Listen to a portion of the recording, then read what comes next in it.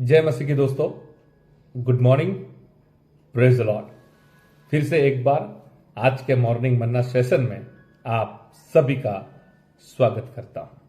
आओ तो दोस्तों, आज के दिन की हम शुरुआत करेंगे परमेश्वर के वचन के साथ। आज के स्टडी के लिए हम देखने जा रहे इफिसियों की पत्री 6 अध्याय और 11 वचन। कल के मॉर्निंग मन्ना में हमने देखा था 12 वचन, और कल हमने देखा था हमारा जो युद्ध है वो लहू और मांस के साथ नहीं है, लेकिन दुष्टता की जो सेना है उसके साथ है। तो आज हम वचन में देखने जा रहे जो दुष्टता की सेना के साथ हमारा जो युद्ध है, उसका जो बॉस है, उसके विषय में आज हम सीखने जा रहे हैं। तो मैं आपके लिए पढ़ना चाहूंगा 11 वचन। परमेश्वर के सारे हथियार बांध लो कि तुम शैतान की युक्तियों के सामने खड़े रह सको। कल हमने सीखा था हम युद्ध में हैं, और हमने सीखा था अगर हम प्रभु यीशु मसीह के साथ नहीं है तो हम शैतान के जो दुष्ट आत्माओं की सेना है उससे बहुत ही हमें तकलीफ होने वाली है। तो जब युद्ध की बातें करते हैं तो वहां पर एक बात हमें समझनी है, युद्ध लड़ने के लिए हमें हथियार चाहिए। आज जो एक देश दूसरे देश के साथ युद्ध करता है तो उनके पास अपने हथियार होते हैं, बंदूकें होते हैं, मिसाइल्स होते हैं, बॉम्ब होते हैं। तो ये सब हथियार है जिनके द्वारा युद्ध किया जाता है। इसी तरह से आत्मिक युद्ध के लिए भी आत्मिक हथियार होते हैं। तो आज का पहला पॉइंट, हथियार होना जरूरी है। दूसरा पॉइंट, बाइबल में लिखा है शैतान की जो युक्तियां है हमारे बारे में, जो उसके प्लान्स है, जो योजना है, उसके सामने खड़ा रहने के लिए हथियार ले लो। यानी हथियार हमें इसलिए लेना है ताकि हम उसके सामने खड़े हो सके। तो हमें यह समझना है शैतान किस रीति से हमारे ऊपर अटैक करने जा रहा है।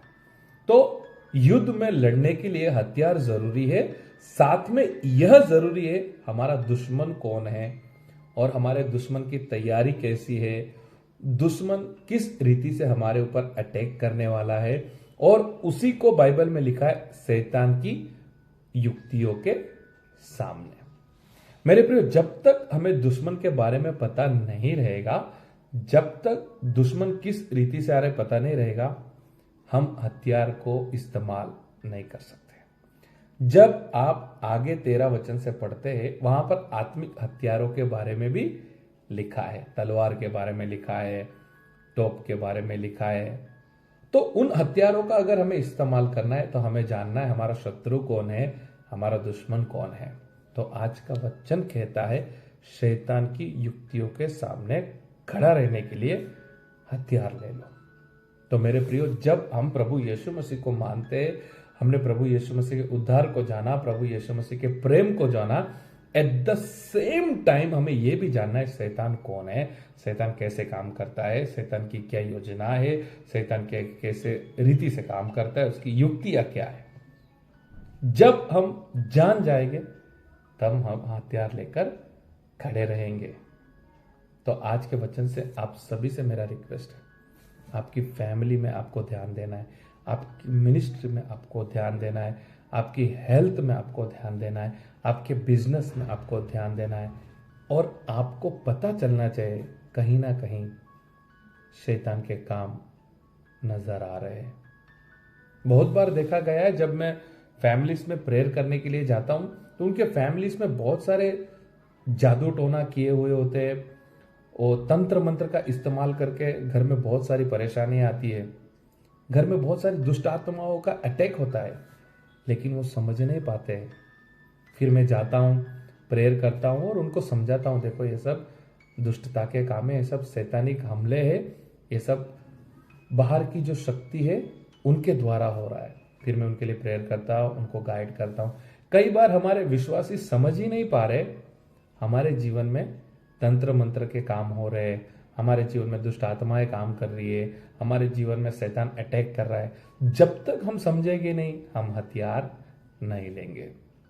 तो आज के वचन से आप सभी से मेरा रिक्वेस्ट है, हमें हथियार लेना है, यस, हमें युद्ध में लड़ना है, यस, और कल के मॉर्निंग मन्ना के द्वारा हमें यीशु मसीह के साथ रहना है, yes. At the same time हमारे लाइफ में शैतान किस रीति से काम कर रहा है, हमारे जीवन में किस रीति से काम कर रहा है, हमारे फैमिली में, हमारे मिनिस्ट्री में, ये जानना भी हमारे लिए इंपॉर्टेंट है। और मेरा आप सभी से रिक्वेस्ट है, आप जागरूक बने, आप सावधान रहे और अपने जीवन के बारे में और आपके जीवन से जुड़े हुए हर एक क्षेत्र के बारे में आपको ध्यान रखना है। और जब आपको पता चले शैतान की इसमें कुछ ना कुछ चाल है, कुछ ना कुछ युक्ति है, तो बाइबल में लिखा है हथियार ले लो। आज के वचन से प्रभु आप सभी को आशीष करें। God bless you. Have a nice day.